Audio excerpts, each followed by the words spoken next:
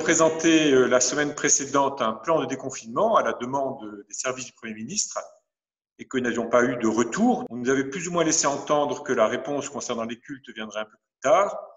Donc j'étais un peu surpris par cette date qui tombait comme un coup près, déçu qu'elle ne s'appuie pas sur au moins un retour par rapport au plan que nous avions présenté.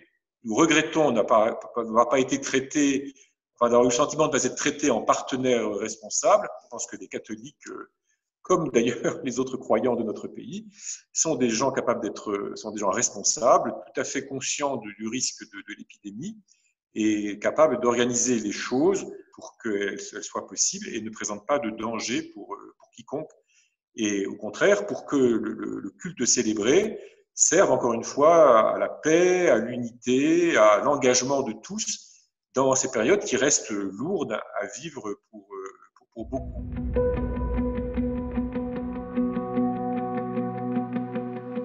Les autorités musulmanes ont d'elles-mêmes, dès le début du confinement, décidé de garder les mosquées fermées jusqu'à la fin du Ramadan. Donc elles l'ont fait avec beaucoup de responsabilité. Et je voudrais vraiment rendre hommage aux autorités musulmanes de France pour cela, parce que c'était pour elles extrêmement coûteux, au moins autant que pour nous de renoncer au culte pendant la Semaine Sainte, par exemple. Mais eux ont choisi d'aller plus loin que ce qui était demandé par les services gouvernementaux, c'est-à-dire de fermer vraiment les mosquées. Et je trouve qu'il faut que les autorités de l'État prennent en compte cette responsabilité des responsables musulmans en France. Après, s'il faut aider les musulmans en rendre un peu plus facile le fait que les mosquées soient fermées pendant le Ramadan, en acceptant de ne reprendre le culte que tous ensemble, pourquoi pas?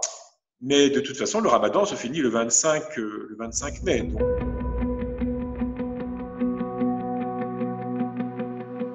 Mercredi, hier, nous nous sommes entretenus entre responsables de culte en France et tout le monde a fait savoir qu'il était prêt à reprendre à partir de la Pentecôte, de manière progressive, s'il le faut. Mais voilà, ce sont des contraintes sur lesquelles on peut travailler, on peut s'entendre.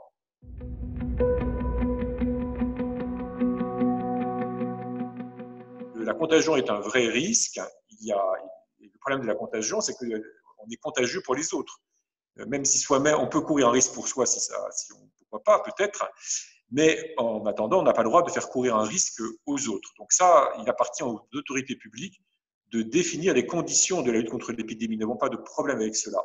Maintenant, il faut utiliser tout ce qui est possible. Et je trouve, pour ma part, que nous avons des églises ouvertes et je trouve que les fidèles pourraient y aller davantage qu'ils ne le font.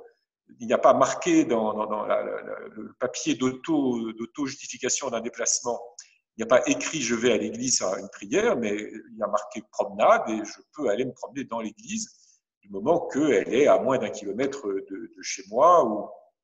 Voilà, en tout cas, il y a des possibilités dont je ne suis pas certain que tous les utilisent autant qu'ils le pourraient. Donc la visite aux Saint-Sacrement peut se faire de même. On peut très bien se confesser, et je l'appelle les prêtres à le rendre possible, et les fidèles à le faire, parce que quand on se confesse, on n'est pas obligé d'être face à face, on peut être côte à côte, on peut être tourné chacun d'un côté, peu importe, et on peut tout à fait se tenir à une certaine distance du moment qu'on est dans une pièce qui permet de garantir la confidentialité des choses.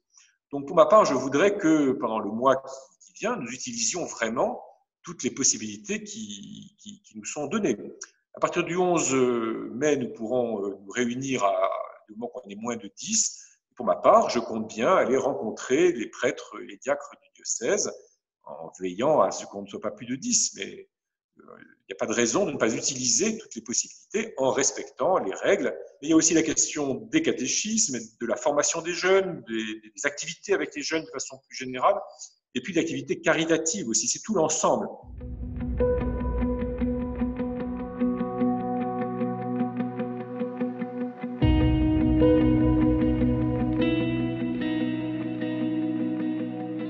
N'est peut-être pas complètement perçu, c'est que la célébration liturgique nourrit, fortifie, apaise les esprits, donne de la force dans les épreuves. Il ne s'agit pas simplement d'un petit moment comme cela qui nous fait du bien et puis après trois petites tours et puis s'en vont. Il s'agit au contraire pour nous de puiser de la force, de l'énergie pour vivre la situation du confinement et la situation du déconfinement avec ses lourdeurs, avec un cœur plus ouvert, avec plus d'énergie, avec plus d'attention aux autres, avec plus de générosité, avec plus de paix du cœur.